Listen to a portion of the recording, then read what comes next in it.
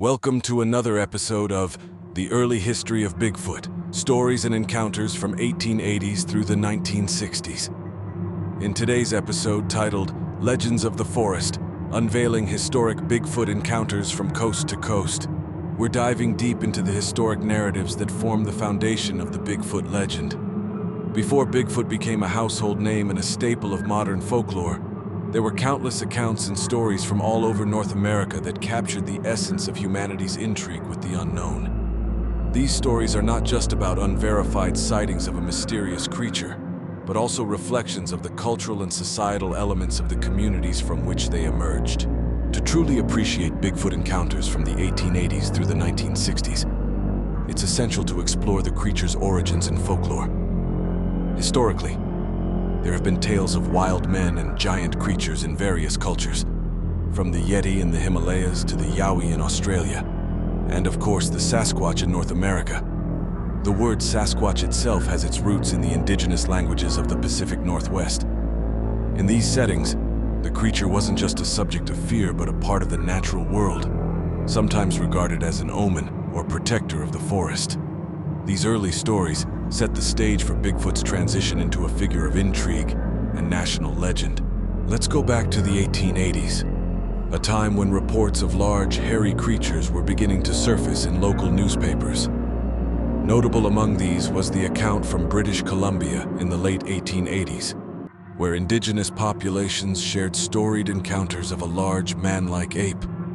These stories were often relegated to the strange but true columns, evoking curiosity and skepticism alike. However, it's important to note that most accounts from this period came from journals, oral histories, and local anecdotes. The lack of standardized documentation in those days adds to the mystique and allure of Bigfoot lore. Moving into the early 20th century, the perception of Bigfoot began to shift. Whereas earlier tales existed predominantly in the indigenous and rural communities, the expansion of media allowed these stories to reach a broader audience. With each retelling and publication, Bigfoot gradually earned its place in North American folklore. The stories began to form a tapestry of intrigue that spread across the United States and Canada, touching various communities that further enriched local lore with their interpretations and embellishments. A key aspect of these encounters is the cultural impact they had on the communities involved. Throughout the 1900s, Bigfoot sightings would often result in local legends being formed and recounted over generations. Such stories served to tie communities together, offering shared narratives that sparked imagination and camaraderie. Whether it was a reported sighting in the forests of Washington State or a tale from the Appalachian Mountains, each account contributed to a broader cultural dialogue about human interaction with nature and the mysteries it conceals. Public perception of Bigfoot has arguably seen one of the most fascinating evolutions in folklore.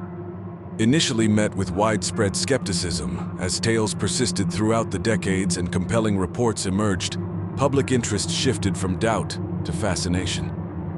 By the mid-20th century, especially during the post-war era of the 1950s and 60s, Bigfoot had captured the imaginations of people across North America.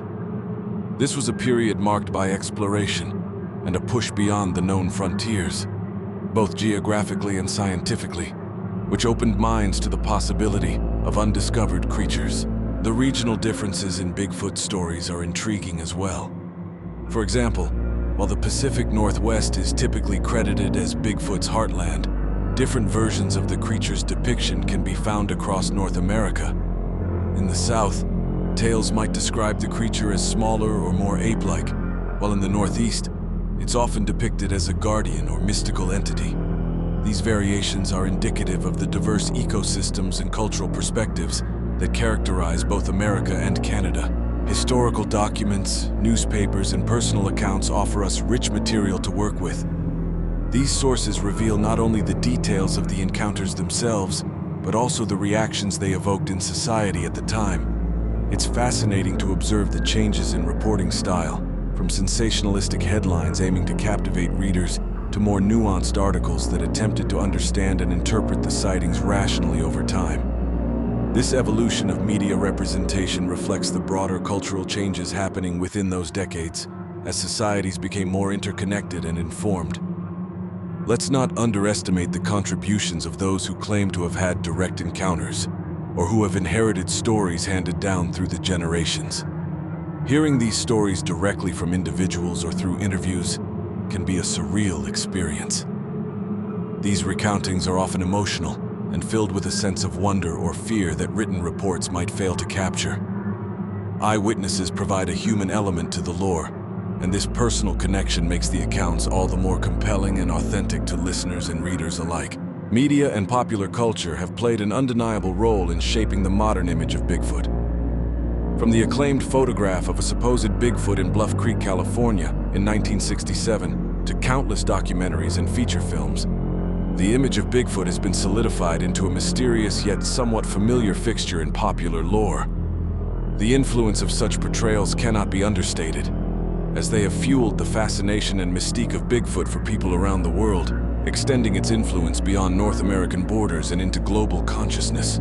Why does Bigfoot continue to be such an enduring figure in cryptozoology and popular culture? One reason may be the human fascination with the unexplained and our innate desire to explore the unknown. Bigfoot represents the boundary of human knowledge and serves as a symbol of the mysterious and the wild, elements of our world that refuse to be fully understood or tamed. There's also an element of preserving a sense of wonder and magic in a world that is increasingly dominated by technology and science. Bigfoot, in essence, symbolizes the permanence of mystery in life. In conclusion, preserving the stories of Bigfoot isn't just about indulging in folklore. It's about maintaining a connection to our past and understanding the cultural, societal, and historical contexts of these narratives. These stories are a vital part of North American heritage, offering insights into the ways people relate to the world around them and articulate experiences that defy standard explanation. Whether you're a Bigfoot skeptic or a true believer, there's value in safeguarding these tales for future generations, ensuring that they too can explore the wonders and mysteries of the world as we did. Thank you for joining us on this journey through historic Bigfoot encounters from coast to coast. We hope today's episode has given you a greater understanding of the rich tapestry of stories and the cultural significance that Bigfoot holds in North America. Stay tuned for more thrilling tales and explorations of history's enigmatic creatures in future episodes. Until then, keep wondering, keep exploring, and remember, the truth is out there waiting to be found.